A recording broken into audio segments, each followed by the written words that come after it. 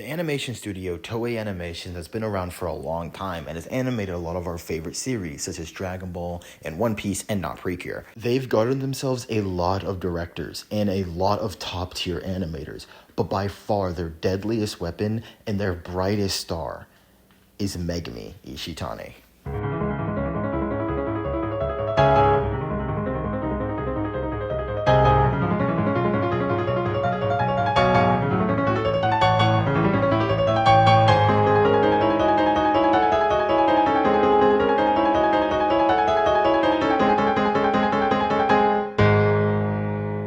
Directed episode of Dragon Ball being Dragon Ball Super episode 131 all the way through the One Piece fan letter, Megumi Ishitani has consistently made the best episodes on whatever project she's working on. Megumi Ishitani's first outing as an episode director was in Dragon Ball Super episode 131. This is the episode where we get a glimpse at Ishitani's greatest strength, being her color usage. The Tournament of Power tend to look either boring or absolutely hideous with its color usage. Looking at you, Blue Evolution. Who wanted you?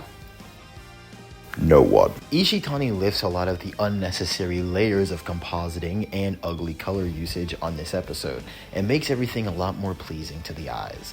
And even though action is not her forte, this is one of the best directed fights in Dragon Ball history. I love the weight of everything. I love how hectic everything feels. It feels like they genuinely could lose at any moment, and Jiren feels genuinely unstoppable. And concepts like Goku flickering in and out of Super Saiyan because he's exhausted are absolutely genius. The main theme of this fight is trust, so the fact that when Goku and Frieza finally beat Jiren, their energy forms a heart is a nice touch. This episode restrains her a ton just because of the styles Dragon Ball Super is going for.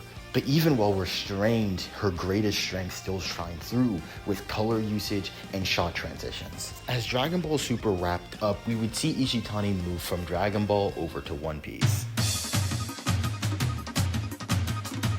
Ishitani would reprise her role as an episode director 4 times on One Piece. She would direct 2 openings, and she would storyboard a section on episode 1072.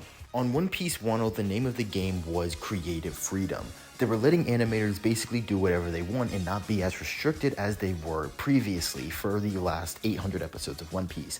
This not only went for the animators, but also for the directors, and this went triply so for Megumi Ishitani. With the release of Dragon Ball Super Broly and One Piece 1.0, Toei got a big increase in compositing power. The new department called the Asahi team would bring better lighting, better CGI, and bring their shows to a whole new level of quality. But more importantly, it just gave Ishitani more tools to do what she wanted to do, which was create peak.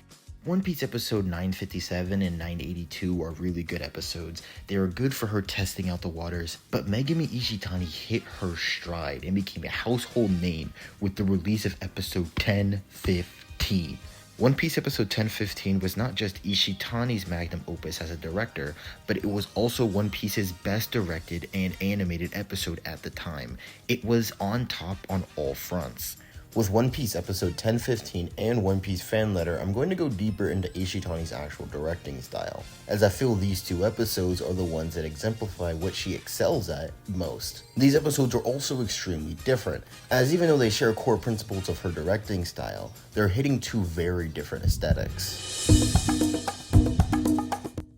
In One Piece episode 1015, Megumi Ishitani takes a lot of traits from live action media. She has a lot of light flares and keeps things blurry or out of focus. She will not only have the background out of focus, but she will even use focus pulls in order to shift your attention from one thing being in focus to the other. Drawing focus has a technical use, as I've just explained. It's used to help draw your attention towards a specific part of the screen. I feel it also adds an edge of realism to the normally fantastic world of One Piece. Her use of lens flares shares a similar purpose. Even the way they looks a bit more realistic than they would in other anime, or even how they've consistently looked in One Piece. They also create a frame within the frame to help you look at what you're supposed to be looking at. The reason why I point out these 2 traits specifically, even though they've existed in live action for such a long time, is because when you use these 2 things in animation, it is a lot more intentional, since there is literally no camera to focus pull or literally no light in which to flare.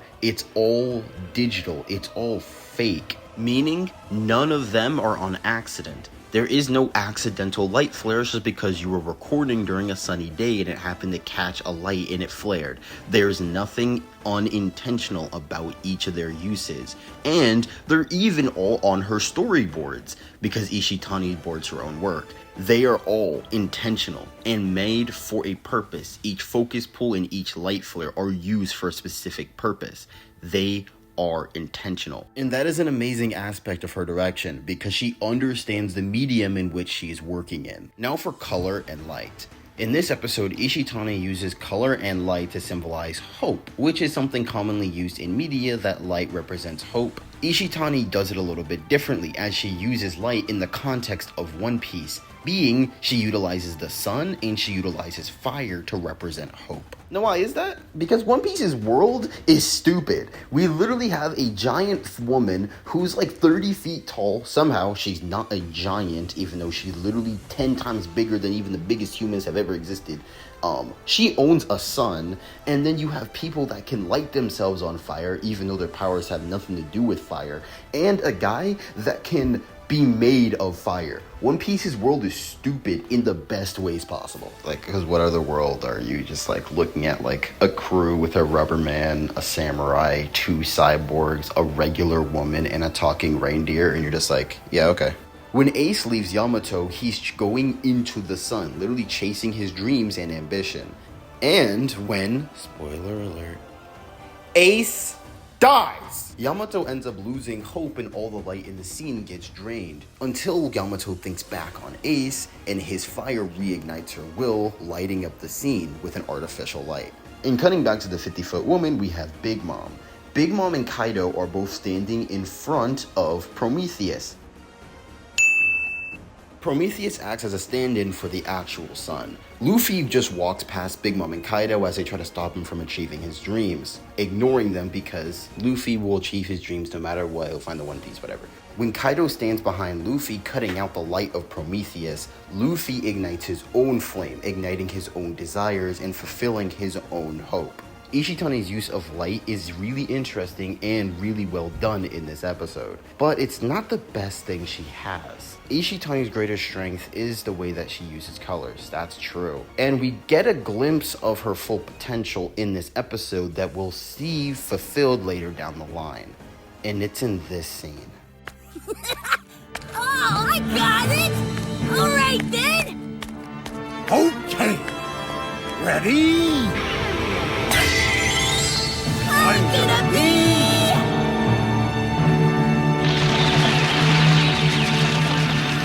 Ishitani uses her love of One Piece to create this scene.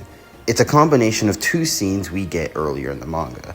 First, of Luffy, Sabo, and Ace telling their dreams of what they want to be when they grow up, and Roger proclaiming his dream to both Whitebeard and Odin, climaxing with Luffy and Roger saying the same thing.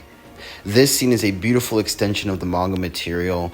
It builds on the characters, and the fact that this isn't even in the manga is just a testament to who she is. You could do a whole breakdown of this scene, and if it weren't for copyright law, I probably would.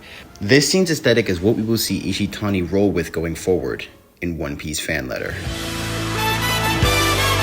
With most episode 10-15, we see Megumi Ishitani utilize a heavily shaded, heavily composited style, with lots of bright lights and shadows and colors and the works. But in One Piece fan letter, Ishitani pulls back in a lot of those features. The episode has very limited character shading. The episode has very limited composited lights. The episode has shadows on the grounds, it has bass tones, and it will have your occasional glints and focus pulls.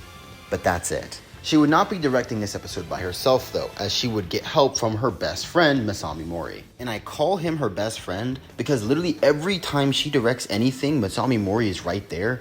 And even the small sequence that she directed for episode 1072, Masami Mori animated that sequence because they are best friends, they're besties, I believe it. If you disagree, you're wrong! Masami Mori directed the first action sequence in the episode. He also heavily corrected the drawings in this episode, so everything kind of looks like him and a bit more uniform. This is Ishitani's current magnum opus. It brings together all her best skills else. She doesn't have to work under anyone else's aesthetic or anyone else's thumb. It is simply her and her work. I wanted to save talking about shot transitions for this episode, as I feel she does it best here. Ishitani uses shot transitions for the sake of character building and contrast. Ishitani loves building up scenes for one purpose, only to flip it on its head and use it for a completely different one.